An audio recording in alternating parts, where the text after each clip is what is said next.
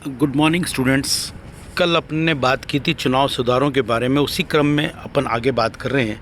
मैंने 3 पॉइंट इसके संबंध में बताए थे, मैं चौथे के ऊपर बात कर रहा हूँ। एक है निर्दलीय उम्मीदवारों की बड़ी संख्या। ये एक बहुत बड़ी स्थितियाँ हैं कि भारत में चुनाव व्यवस्था में चुनाव कराने में जो कठिनाई सामने आती है, उनमें कई निर्दलीय उम्मीदवार चुनाव मैदान के अंदर खड़े हो जाते हैं। और जब चुनाव मैदान के अंदर जब निर्दलीय उम्मीदवार अत्यधिक ज़्यादा खड़े हो जाते हैं तो हमको व्यवस्था भी उसी अनुरूप के अंदर करनी पड़ती है, जबकि उनके पास एक तरह से जन समर्थन एक तरह से लगभग नहीं के बराबर होता है। वैसी स्थिति के अंदर बड़ी दिक्कत का सामना करना पड़ता है। तो ऐसे के लिए सुझाव है कि उम्मीदवारों के लिए जमानत की रकम कम से कम 10 गुना बढ़ा देनी चाहिए, जिससे कि उनको ये डर रहेगा कि हमारी जमानत जब्त होगी तो हमारा ये पैसा खराब हो जाएगा। जैसे हमने राष्ट्रपति के चुनाव के अंदर करा, इस प्रकार की स्थितियाँ इसके अंदर कर देनी चाहिए। अगर हम ऐसा कर देते हैं तो निश्चित रूप से हमको कई फ़ायदे इसके अंदर मिलेंगे। ये स्थिति इसके अंदर है। 5वीं बात यह कि शासक दल के द्वारा प्रशासनिक तंत्र का दुरुपयोग। कि असल के अंदर भारतीय चुनाव व्यवस्था के दौरान दल और मंत्रियों के द्वारा दलीय लाभों के लिए प्रशासनिक तंत्र का बहुत ज़्यादा उपयोग किया जाता है। अब मैं इसको उपयोग नहीं कह के दुरुपयोग कहूँगा।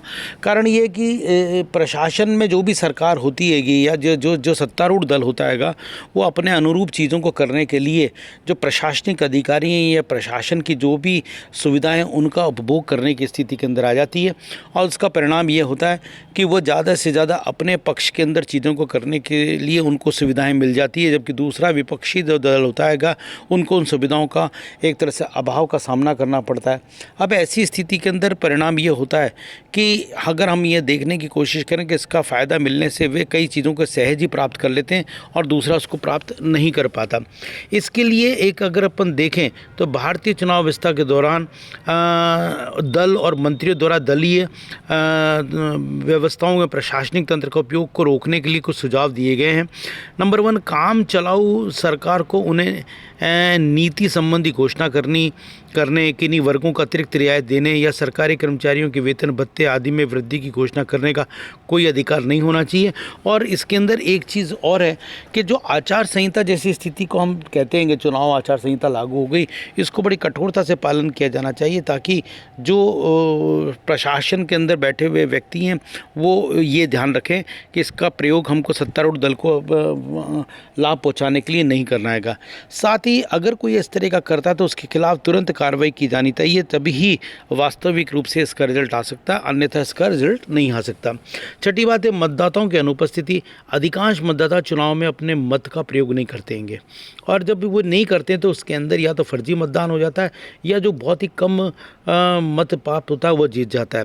इसलिए सुझाव है कि भारतीय संसद को अनिवार्य मतदान का नियम बना देना चाहिए, जो मतदाताओं को चुनाव के दौरान एक तरह से उन पर एक दंड लगाया जाना चाहिए कि जो भी व्यक्ति इसमें मतदान नहीं करेगा उसके खिलाफ कठोर से कठोर कार्रवाई की जाएगी। इस प्रकार की व्यवस्था इसके अंदर कर दी जाएगी तो निश्चित रूप से मान के चलिएगा कि लोग मतदान के लिए आगे आएंगे। कई देश ऐसे हैं जिनके अंदर इस प्रकार की स्थितियां हैं कि जहां पर अगर उन्होंने मतदान नहीं किया तो उनके खिलाफ इस प्रकार की कार्रवाई की जाती है। अगर हम इजराइल के अंदर जाके देखें, इस प्रकार की स्थितियां इसके अंतर्गत हैं और वहां पर इस प्रकार का कार्य आपको करना पड़ेगा, क्योंकि ये अब आपको अगर सरकार छुट्टी दे रही है या आपके मतदान के द्वारा सरकार बन रही है तो आपका ये दायित्व बनता है कि निश्चित रूप से आप मतदान करें, है ना, मतदान करें और उसके बाद ही कोई कार्य करने की कोशिश करें, तभी आपको इसके अंदर कोई फ़ायदा मिल सकता हैगा।